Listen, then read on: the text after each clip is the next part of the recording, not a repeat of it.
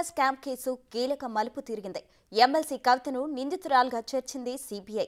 ఈ నెల 26న విచారణకు రావాల్సిందిగా కవితకు స్పష్టం చేసింది.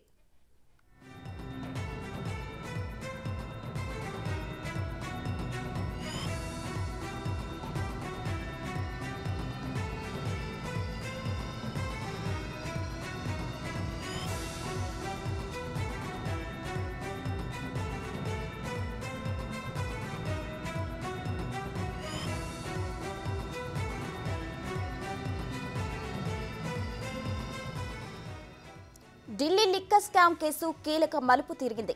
ఎమ్మెల్సీ కవితను నిందితురాలుగా చేర్చింది సిబిఐ. ఈ నెల 26న విచారణకు రావాల్సిందిగా ఇప్పటికే కవితకు నోటీసులు ఇచ్చింది.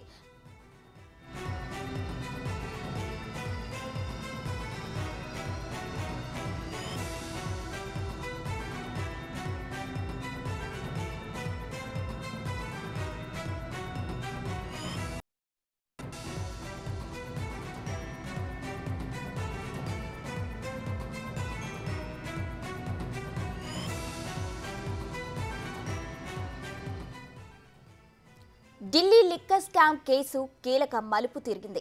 ఎమ్మెల్సీ కవితను నిందితురాలుగా చేర్చింది సిబిఐ. ఈ నెల 26న విచారణకు రావాల్సిందిగా ఇప్పటికే కవితకు నోటీసులు ఇచ్చింది. కవితను నిందితురాలుగా చేర్చడంతో ఇప్పుడు ఏం జరుగుతుందో అనే ఉత్కంఠ నెలకొంది. ఇదే కేసులో మాగుంట ఇచ్చిన సమాచారం ఆధారంగానే కవితకు నోటీసులు ఇచ్చారు.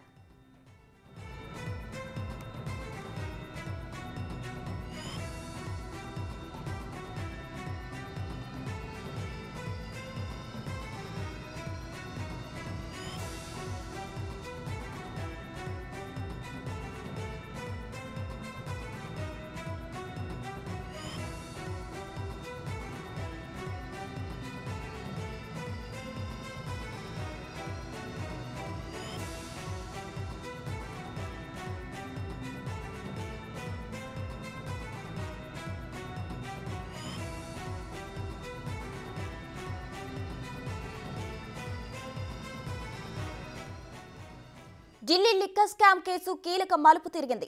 ఎమ్మెల్సీ కవితను నిందితురాలుగా చేర్చింది సిబిఐ. ఈ నెల 26న విచారణకు రావాల్సిందిగా ఇప్పటికే కవితకు నోటీసులు ఇచ్చింది.